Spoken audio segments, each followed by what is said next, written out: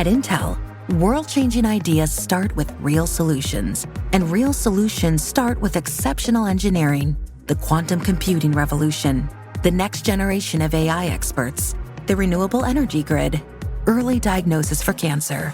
The examples are countless, the impacts are endless, but the foundation is always the same.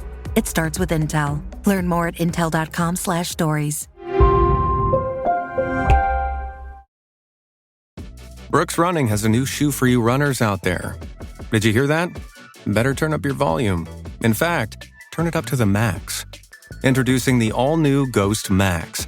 It's got all kinds of things to make your knees and ankles feel protected, like Max Cushion, Max Soft Landings with DNA Loft V2 foam, and Max Smooth Rides with their Glide Roll Rocker.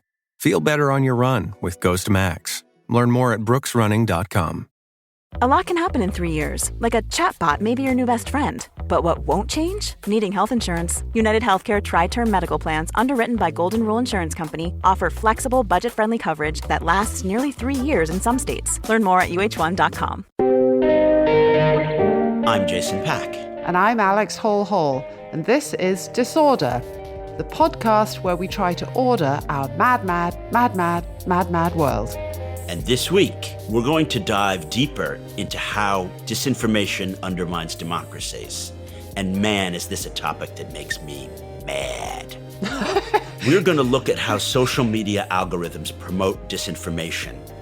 This includes exploring how disinformation itself feeds on our own fears and insecurities and drives normal people towards extremism.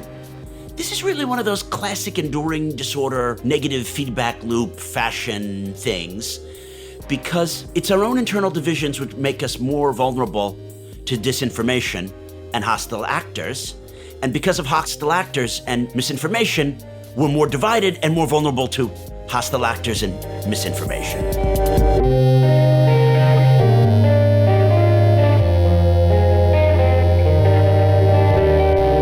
So thanks, Jason. You've set that out perfectly.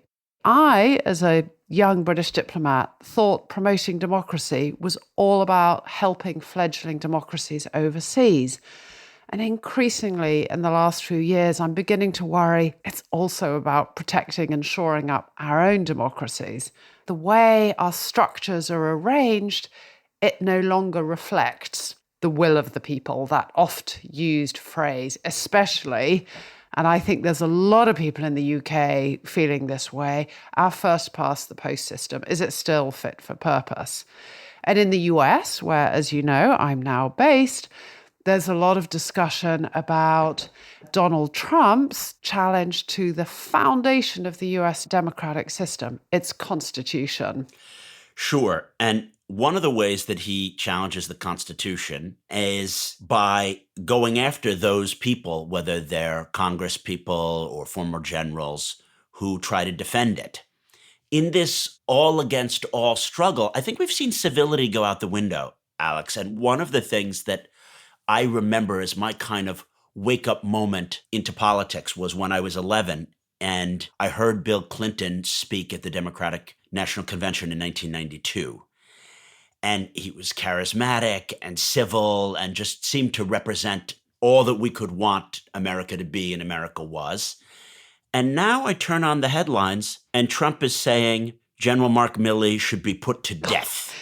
It's just incredible. He should be hung and executed, and these disloyal this. And this is someone who might be in the American consciousness because he walked during the BLM protests to Lafayette Square when Trump showed the Bible upside down at that famous church on 15th and Black H. Lives Matter, during the Black Lives Matter protests.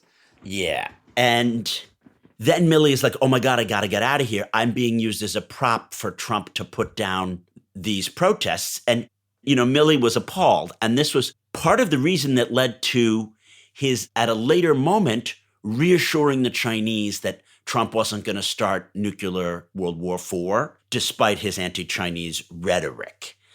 How do we get to this level where we on one side say Trump is treasonous and he should be in prison, and then he says we should put to death these people who defied my orders? How did we get here? It's absolutely extraordinary. And I have vivid images in my mind as well of supporters and followers of President Trump at his rallies joining him in cheers saying, lock her up, when they were talking about Hillary Clinton.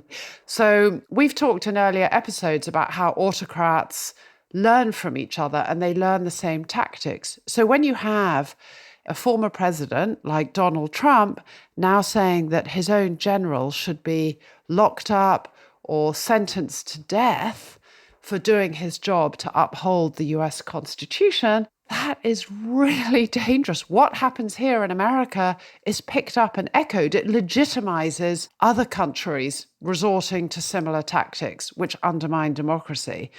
But Jason, do you want to talk a little bit more about General Milley and Trump? Because your friend Brian Klaas wrote an excellent article about this recently. He pointed out something that I guess I had realized, which is, what does it say about us that this wasn't even front page news? Imagine if Nixon had called for those Republicans who wanted to impeach him over Watergate to be hung and quartered. Yeah, that probably would have been front page news in all newspapers globally. And now we're at a point where Trump's random, hateful, and anti-constitutional rants barely constitute news because we've so normalized it all.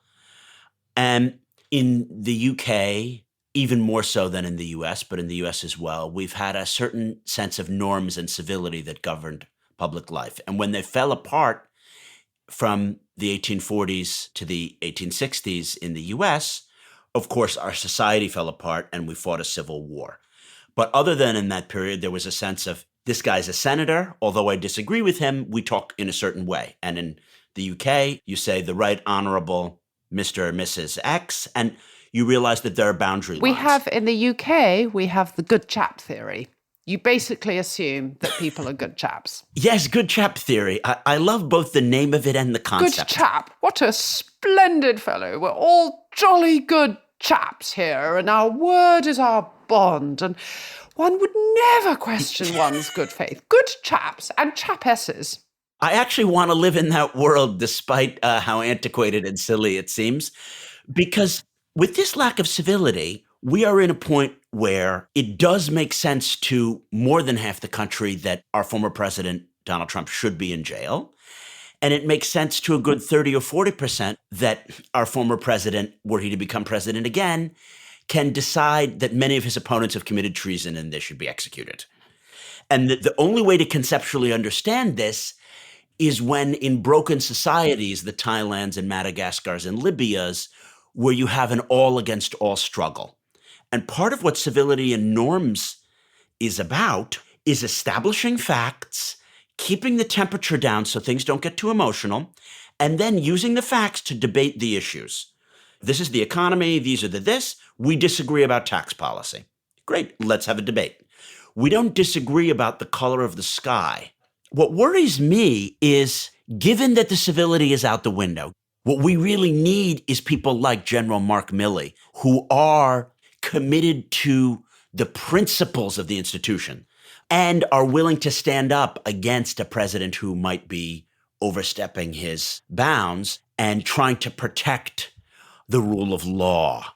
What we have in the UK is a similar thing. We used to have this apolitical civil service.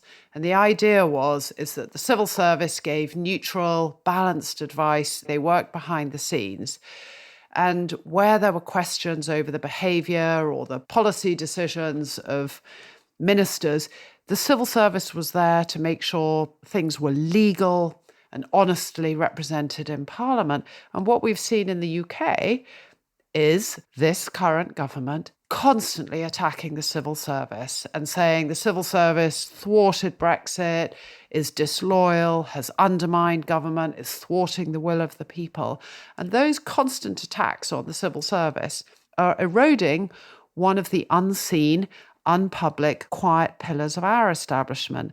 And what we actually have at the moment is more and more civil servants being threatened with, unless you do exactly what we want you to do, you will probably lose your job. And it is no coincidence that Liz Truss, when she became Prime Minister, The first thing she and her chancellor did was fire the permanent secretary of the Treasury because they knew he would question the wisdom of their budget. And he has a great name. Tell everyone his great name, Alex. Tom Scholar. I love it. The man who epitomizes being the expert, the neutral fucking expert that I've dreamed of being my entire life, is named Tom Scholar. Gotta love it.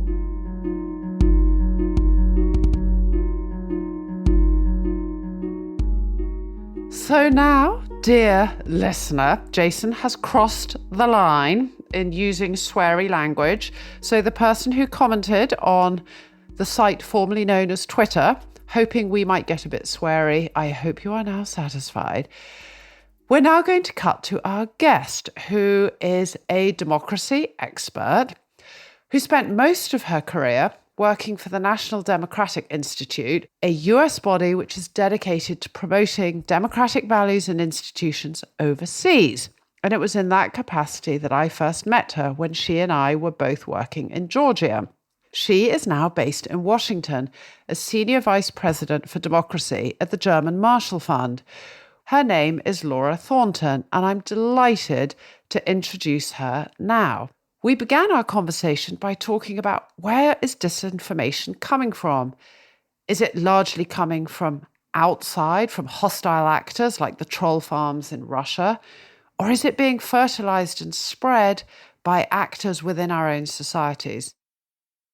We track disinformation through different dashboards at ASD, and you can't even tell where the origin is. I mean, they just blend and bleed together. Like it could originally have been some guy in Moscow, and then it's picked up and laundered through our information ecosystem, or it could have been the other way around. I actually think we're probably doing most damage to ourselves, and then foreign actors just throw a flame on tinders. Like they just are like, ooh, look, this is upsetting people, critical race theory or whatever.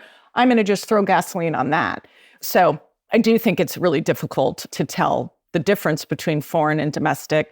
I think they're malign actors that are interested in dividing us internally, in promoting disunity, in eroding trust in democracy, exploiting our fears, exploiting informed choice. There's incentives outside and inside. Okay, so some of it is homegrown, some of it is from outside. But why would people in the United States be interested in feeding these grievances, in stoking the cultural wars, in driving that polarization? What are they benefiting from it? I think that unfortunately, quite a few people in the political scene here feel that that's a successful way to get elected. I mean, I think one of the biggest impacts of disinformation isn't the specific lie, but rather it's just, I don't even know what the truth is. And that's the ultimate goal, is just create this idea of confusion. And then you just can sail to political power by saying, well, everyone lies, so vote for me because I'm going to get rid of immigrants, or I'm going to crack down on the trans community, or whatever you're afraid of, I'm going to deal with that. And so it's no surprise that some of these liberal leaders, the first thing they do is attack independent media. Your bad information is overtaking your good information. Do you see this phenomenon on the left? Or does it just become where it happens on the left? It's like the circle, it curves around, and it's a form of extremism that actually meets itself around the back, if that makes sense. I mean, do we have it on the left? Yeah, the horseshoe theory.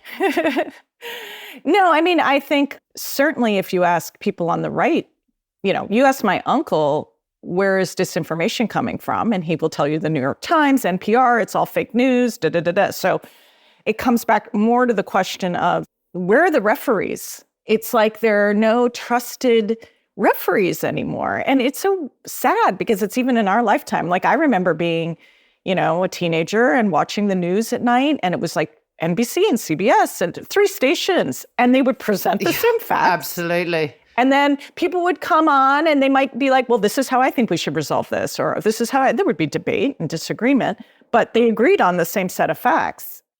How do we reestablish trust in some sources? I mean, I find that really frightening. I had exactly the same experience in the UK before the invention of the internet and social media. We all watched, this is the BBC. Dong. Yeah. Dong. I mean, around the world. Everybody listened to the BBC.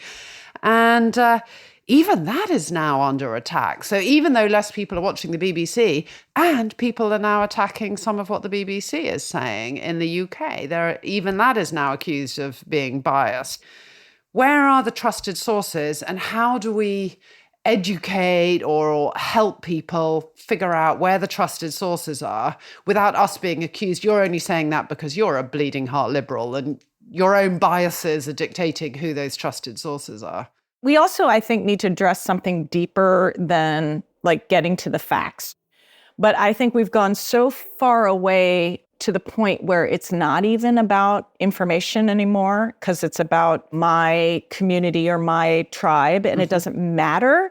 Even if I agree that this person is trusted, one of my favorite examples of this was an election official from the state of Georgia, Gabriel Sterling, Republican, voted for Trump, and he spoke at the January 6th in Congress and said, the election was not stolen. I'm an election official. It was not stolen. He tells a story about how one of his relatives comes to him, furious, right? The election was stolen. What about the ballot box? Da, da, da, da, da. And Gabriel Sterling was like, trusted referee. Here's what happened. The election was not stolen. Da, da, da. The relative then comes up with another lie. And Gabriel Sterling patiently walks him through. Anyway, this relative went through a laundry list of lies, was refuted on each one, gets to the end of his list, shrugs his shoulders, and goes, I don't care. I believe it in my heart. We're dealing with hearts. We're not dealing with minds. So we keep focusing, and we're so focused on, if they just could get the right information, or gosh, if we could just get them these facts in front of them. And it's like, no, it's not about minds. It's about hearts. So your question is, though, what do we do about that? I think that work is going to be long. I think that's a lot of depolarization efforts. I think that's a lot of community building. And I think it's going to take a lot on both the supply and the demand side. We need institutions to work. We need communities to work. We need them to deliver for people and earn their trust. And then we also need citizens to let go of some of this grievance and anger and not feel so threatened. So one of the things we talk about in the podcast is how we get on this sort of feedback loop where all the crazy stuff that's going on in the world, sort of multiple challenges, creates fear and uncertainty. And that fear and uncertainty is exploited by people running for office who can stoke up those grievances or anxieties or blame it on others. And that results in sort of precisely the wrong kind of people being elected to push back against some of the false narratives. And your point about we need to be doing this at every level. We need citizens to be more engaged and informed and not just to sort of be passive consumers, but actually think about what they're consuming. But we also need leaders who call this out and who are willing to buck the trend and who say this isn't actually accurate and this isn't the right behavior and I'm going to behave in a certain way. But we're on this sort of negative cycle where all the incentives mean we get precisely the opposite of those leaders. If you want to get elected, you actually have to pander and use the same tactics. So that's a really difficult cycle to break out of. In the United States, part of our election system doesn't help either, right? Majoritarianism, first past the post, single-member districts, is the worst possible system for a polarized society. Ditto UK, yeah. Right. Because forget other parties to enter. The incentive structure is such that you just need to win the base. And we see it, like, for example, in the primaries for the president of the United States. If you want to win the base of the Republican Party, you have to tack, and the Democrats too, you have to tack so far to the extremes. So there are things we can do, I would love a proportional system, but that would be a big change. But we can do things like ranked choice, which we're starting to do, which completely changes the incentive structure. And if you had introduced in 2015, 2016, ranked choice in the Republican primary, you would not have had Donald Trump as the candidate because your incentive is like, I don't need to win just 30%, but I need to be that second choice. So I think there's some system things that we can do that would cut down on extremism. I think we can have another conversation about social media and the algorithms. I mean, the algorithm is designed for engagement. That's how they make their money. And because humans are addled and imperfect, and we stop and we like to look at the wreck on the highway, we are attracted to the most titillating, exciting bits and pieces. So we engage more with it. So they've done study after study proving that content that's untruthful completely overshadows, and the algorithm pushes it over content that's truthful. Content that's hateful is pushed. There was a study by the BBC that made up sock puppet accounts, and they were like young men, fake young men, and they clicked on like just a sexist meme, and within seconds, they are just inundated with like violence against women, misogynist, incel material. The Center for Countering Digital Hate set up sock puppet accounts of teenage girls, and just hovering on TikTok over like this celebrity diet. Within 2.5 seconds, they're given suicidal content, and within 8 seconds, they're given eating disorder content. And that's where we come into the whole, like, those algorithms, we need to fix it. It is not this like, oh, but we're just a public square where everyone has an equal voice. No, you are giving the worst people megaphones, and you're slapping duct tape over the rest of us. So you're actually suppressing speech because you're putting your finger on. So this has to end. And unfortunately, in the United States, that's very hard to do. Laura, I know this is a subject that is close to you, but you have a direct personal experience of the toxic effect of big tech on your own daughter. Do you want to share some of that? Yes, it is painful. My daughter is anorexic, and she's unfortunately been away in a facility. She's doing very well, committed to recovery, so that's great. But what I've learned through this experience is unbelievable. And in a way, I was a little almost embarrassed, because here I have been looking at the role of information disorder and how it affects our body politic and our democracy. And I wasn't really paying attention to how it's like wrecking my house and my family and my daughter. And it's the same thing. It's the same methods that malign actors use. They're brilliant at building community. And you can see on Instagram and TikTok, these eating disorder communities come together. They have anorexia influencers. They have starvation chat rooms. And again, the algorithm is just pummeling you with this content, making you feel terrible about yourself, promoting starvation. And when I realized that this was happening in my own house, and that it was just ripping girls down, making them, and boys, there are boys that are anorexic or have eating disorders. So I'm so lucky compared to the poor parents, and there are parent networks that are also talking about how social media has led to their children's suicide. Anyway, so it is very personal. And there is a bill, Kids Online Safety Act, here in the United States. It can't get passed, mostly because tech companies are pouring so much money to defeat it. There was a bill in California, 680, that was just rejected, which would have protected children. It's not suppressing anyone's speech. It's just saying, hey, guys, you need to put safety measures for kids. Hey, you need to tell us a little bit about your platform architecture so that these kids aren't, those anorexia influences can still be there, but do they have to be elevated? And it was rejected. Let me ask you, is it the technology that has created the environment for these dangerous developments to happen? Or has something been going on undermining confidence in our democracy that means we're more disposed to believe in the sort of rubbish that we get presented? I mean, is it the technology, or is it the context? Has something been happening that has made us more susceptible? I would say that it's a deeper problem, and that technology is a tool to spread whatever negative anti-democratic trends are out there. And it's certainly a very powerful tool, and it can definitely instigate feelings in people that didn't previously exist. But I think it's probably a combination of things. Certainly its inability to deliver for citizens. And that's very, very prevalent across the world, people being fed up, mostly because they feel it's elites and it's corruption. In some countries, it's overt corruption. You know, I pay money and I become a candidate for a party and I get elected, and then I'm going to serve my interests, and it's corrupt.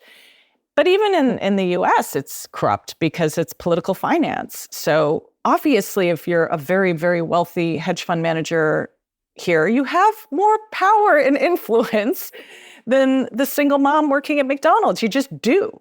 And that just ticks people off, you know? And so then it's like, what is this government doing for me? They're not passing legislation that means anything to me. My life is not improving. So I think it's that. And then I think it's also the demand side. We, the people who are aggrieved and are afraid of change and people want a strong man more than they want rights and democracy. But it's linked to the first. It's because I think the strong man can come in and drain the swamp and fix all this. Of course, that never happens. And they're as corrupt as anyone else. We know this. But I think that we have a problem with fear of change. There are elements in our society that have grievances towards others because they see that as threatening the hierarchy of traditional power. That's why these illiberals go after women. That's why they go after LGBTQ, or they go after immigrants, the great replacement theory. Oh, look at all these people coming and replacing us. And I'm not at the top anymore, white man. Like, that freaks people out. So I think it's a combination of things. And then information and technology is just a tool to proliferate and lubricate that. What does it mean for the rest of the world if America goes down this rabbit hole? We are part of an ecosystem of democracy. When one falls, it's not contained to the boundaries of that country. It's contagious, which, by the way, is something Putin knows. He knows democracy is contagious. Is, I think, a good part of the reason he had a full-scale war against Ukraine is, oh gosh, there's a democracy on my border. That's terrifying. So America becoming problematic and slipping and declining in democracy, of course, is a terrible signal to the world. And it's a motivator for malign actors elsewhere because they can just say, hey, wait a minute. I lost, therefore it was stolen. So Trump made that the new black. And then you're hearing that in Burma, and then you're hearing it in Israel. And it's like, oh, okay, so we don't believe elections anymore. So he's created a permission structure.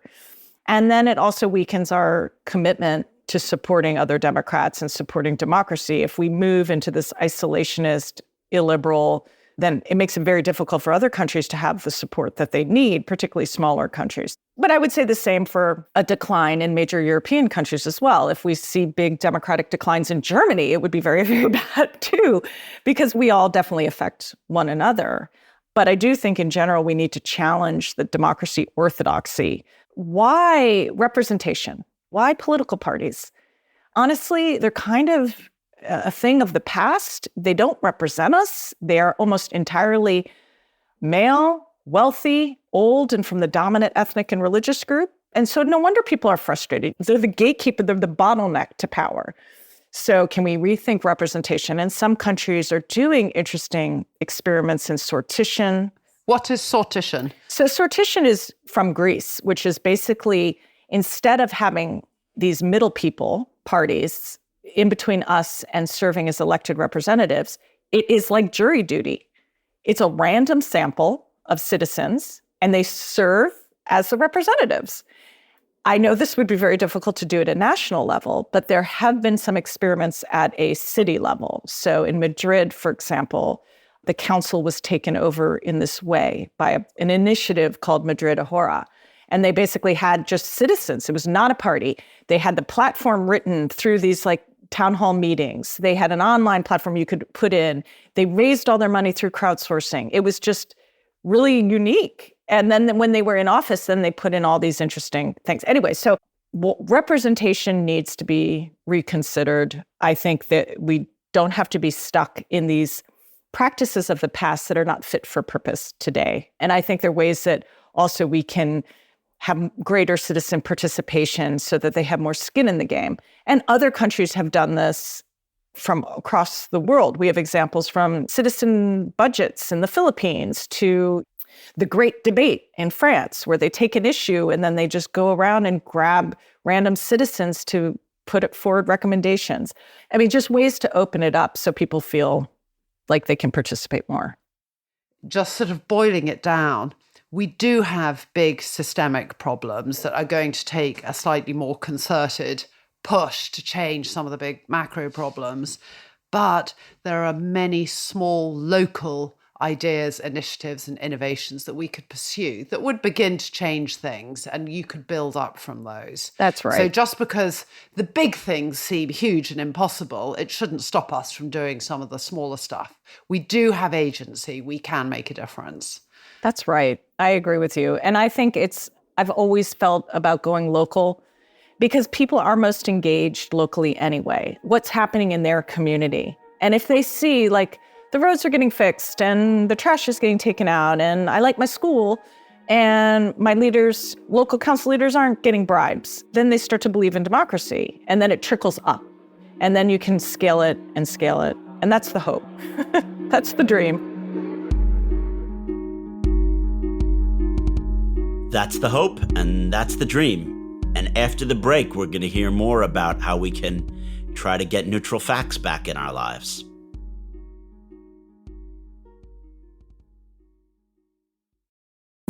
With Oscar Mayer bacon, your morning is a whole lot better. Sure, there's still the kids running around, and there's never enough time to get them and you ready. And where did that stain come from? Whatever, there's bacon. Smoked for 12 hours with real wood chips and hand-trimmed from the finest cuts. So you know it tastes great. The whole family will love it. Keep it Oscar. Buy Oscar Mayer bacon today, wherever it's sold.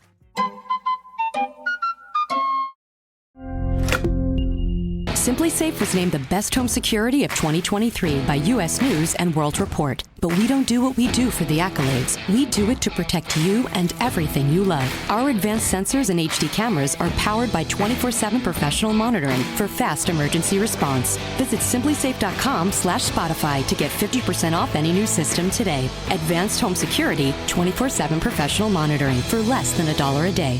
There's no safe like SimpliSafe. This episode is brought to you by Shopify. That's the sound of switching your business to Shopify, the global commerce platform that supercharges your selling. Harness the best converting checkout and same intuitive features, trusted apps, and powerful analytics used by the world's leading brands. Stop leaving sales on the table. Discover why millions trust Shopify to build, grow, and run their business. Sign up today for your $1 per month trial period at shopify.com/tech23. I loved how Laura ended the interview on a hopeful note. We do have agency. There are things we can do to improve our democracies and make them more resilient. But to pick up this one issue that we touched on at the introduction to this episode is how do we establish trust and establish agreement on certain common facts? Unless we can reach some sort of agreement on what the basic facts are of the economic and political challenges in our world, we will never be able to come up with common solutions or agreement on how to tackle them. And this erosion of trust, not just in the media, but in each other and in the institutions, until we can establish some common trusted source of information, we are never going to climb out of this polarization. I definitely came into political consciousness in the 1990s where I wasn't aware of contempt for experts. I understood the Republicans had a different view about the individual. They really wanted the sovereign individual to be liberated and you should make free choices, no nanny state. And that we wanted the government to think ahead and get out there and build railroads or fiber optic cables or whatever the things were. And I didn't think that the difference in our political tribes was we disagreed about facts. And I certainly didn't think the difference between us was, well, one team likes experts and the other doesn't. And what's so bizarre is that now in my own family, like everyone, we all have that Trump-supporting uncle. Of course, I have a Trump-supporting uncle. Or Brexit-supporting sister. Correct, exactly. So everyone is going to have that Trump-supporting uncle, and you have to deal with them. What I find so fascinating is that he used to treat me as an expert on Syria, because I used to deal more with him when I lived in Syria. I had my Fulbright there. How should we deal with the Assads? What about this? What about, how to constrain the Iranians? And then there was a certain thing that happened in the late 2000s, early 2010s. He's like, what do you know about this? You're just an expert. He actually said that?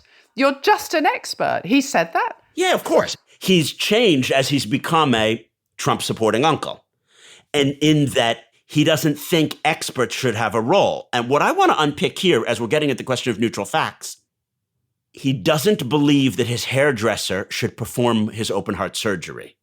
He wants a surgeon with a medical degree and accreditation to do his open heart surgery.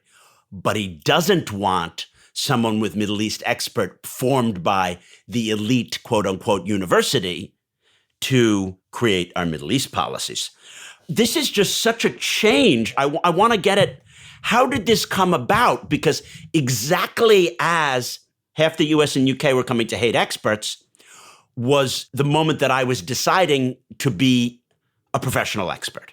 I think it depends on the subject. I'm not saying that I am the world's most informed and correct on every single global foreign policy issue, but I do understand a lot about how international systems work, international institutions. I have some sense of the trajectory of the Israeli-Palestinian conflict or the development of democracy in certain societies. I have certain expertise. And I'm constantly amazed by the number of friends of mine who say, well, what they need to do in the Middle East or what they could just need to do in Argentina. And they offer these kind of, armchair expertise. It's sort of the man on the Clapham omnibus or the person in the pub with their pint chewing over these issues. And it's because they see on the BBC and they listen to the sort of talking heads and they think they're all experts because it's just sort of policies and gut feelings. And I have members of my family who are engineers or who work in the medical profession, and I would never, ever dream of expressing an opinion on how is the right way to build a factory. But they regularly argue with me on foreign policy. And they don't seem to see the irony. I can only speculate that it is correlated, although not caused directly, by the abundance of access of information. In other words, in the old days, it wasn't just that you didn't speak Arabic and hadn't been to Syria. You couldn't find out anything about Syria. So when I said, well, in 1900, Aleppo was the second largest city in the Ottoman Empire, and they, dominated the trade in woolens in this way. The guy didn't push back. Now he Googles Aleppo, 19th century, and the internet, and he's like, oh, yeah, they had a large Kurdish population, and they this and they that, and it should be its own country. Because information is so dispersed, it seems easier to just shit on experts without grasping that expertise is needed to take information and turn it into facts. Can I be devil's advocate here, though, just a little bit? Please. As you were saying that, it made me think about, I can't remember which century it was now, but when the Bible was translated and printed so that ordinary people could read what was in the Bible for themselves, rather than having it curated by a narrow cast of priests. And arguably, that democratized access to Christianity and the spoken word and the words of the Bible and allowed people to inform themselves. And in a way, it exposed some of the sort of corruption in the religious establishments because they were curating and controlling what was true religion. So in theory, more information about Syria, more information out there should allow people to become more informed. I don't think experts should be allowed to monopolize the debate. They should be open to challenge. But the basic facts or the basic evidence for climate change or the basic evidence for COVID, those should not be subject to debate. But if we go to this Protestant analogy, and of course, many translations of the Bible were happening, but you need an expert to determine what Hebrew or Koinig Greek word is this word in German. The role of the expert was they convened committees. In England, it was a committee of scholars of Hebrew and Greek who determined this is what the translation is, because you can't have the individual staring at some Koinig Greek and saying, I think that Matthew says we should all eat lobster. That actually presents it really, really well. You're right. You need experts to translate and interpret the information. No, maybe not even to interpret, but we need them to create a neutral translation. Okay, yes. That takes us into the last segment of the podcast. How do we order the disorder?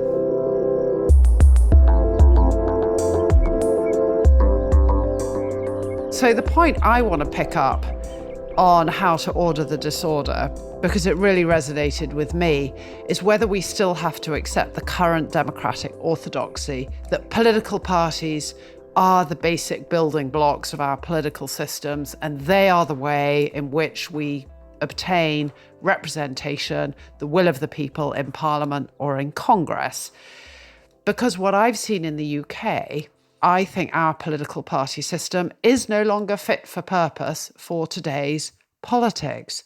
And the political party, the ossified structure we have of Labour and Conservative in a first-past-the-post system, gives these two a stranglehold and a vested interest to keep systems the way they are. And they are an obstacle to constitutional reform because they benefit from the current system. And it's not like we don't have other political choices. In Scotland, they have the SNP, we have the Greens, we have the Liberal Democrats. But under the first-past-the-post system, it's really hard for them to achieve meaningful weight and clout in Westminster.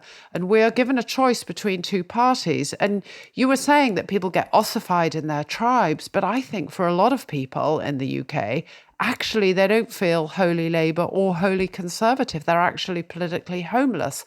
And there is no way for third or fourth parties to break through. And the political party system is an obstacle right now to reforming our system. It's an obstacle to reforming the House of Lords. It's an obstacle to drafting a new constitution. I think it's worth keeping in mind that our founding fathers in the United States were also worried about political parties. They thought it would cause partisanism and would make it very difficult to keep a unified society. Political parties were also banned by philosophers like Rousseau and Plato. What you point out is the question of structures. Structures are really important. And the first-past-the-post structure gives rise to entities like Labour and the Tories who never want to change the first-past-the-post structure. And the Electoral College and the first-past-the-post system here in the United States creates a system whereby the incumbent power holders are never going to want to change that system. And that's really problematic. But I want to point out that the opposite system of pure proportional representation doesn't necessarily work either. I mean, if you look at Israel, the dominance of the ultra-Orthodox parties and the crazy settler parties is only because they have their 15%, they vote their 15% at every election, and they hold whatever government hostage because they don't need to ever have a majority in any district. So there are problems with other sides. The fact here is that what we have is a product of our history.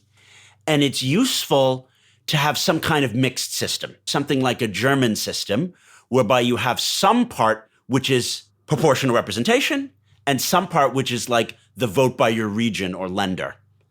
We in the UK in specific have just one way of voting. You vote for an MP and the party in the area, and it's first past the post. It's completely directed in that way. And I think that it's going to be difficult to change, but some kind of mixed system would work better. I find that very compelling. We have things to learn from other countries, including newer democracies like Germany. One thing I think really holds back the US and the UK is this sense of exceptionalism, that Westminster is the foundation of democracy, that we are the model for other countries around the world, and the US is the most powerful and successful democracy and the city on the hill. And I think that possibly inhibits us. It's like, but we're the ones who founded it, so we don't need to change. And certainly in the UK, there is such an attitude of condescension towards some of the countries in Europe. Oh, the dysfunction of Italy, or the Belgian or the Netherlands government has collapsed again, and Germany and France are in decline. And what you've suggested is, well, we have stuff we can learn from them. Of course. And we also have stuff that we can learn from our own founders, Alex. It's a misunderstanding of our own history. In the Federalist Papers, the American founders understood that the Constitution would evolve over time. Part of their genius was that it allowed for the amending of the Constitution. And that's how we abolished slavery and gave women the vote and made prohibition and then undid prohibition. Why are we not having amendments anymore? What is it going to take for us to learn all these lessons and actually codify them? Well, that's going to get to the point where our populaces and our leaders are willing to take difficult choices that might hurt them in the short term to help them in the long term. And I feel like that is what we get to on almost every Ordering the Disorder segment, Alex, which is that you've got to grow a pair and make decisions that, hey, it might hurt us in the short term, but we're trying to save Western civilization. Let's change some of these fundamental aspects of society. That's it for this week. If you too want to help order the disorder, you can tap follow right now and you'll be notified when every episode launches. And you'll be shocked to know we're on social media as well. Just search Disorder Show. Finally, you can read more about today's topic by visiting our show notes. Our producer is George McDonagh. Our executive producer is Neil Fearn. Goalhanger's managing director is Jack Davenport. Thanks for listening and hope you have an orderly week.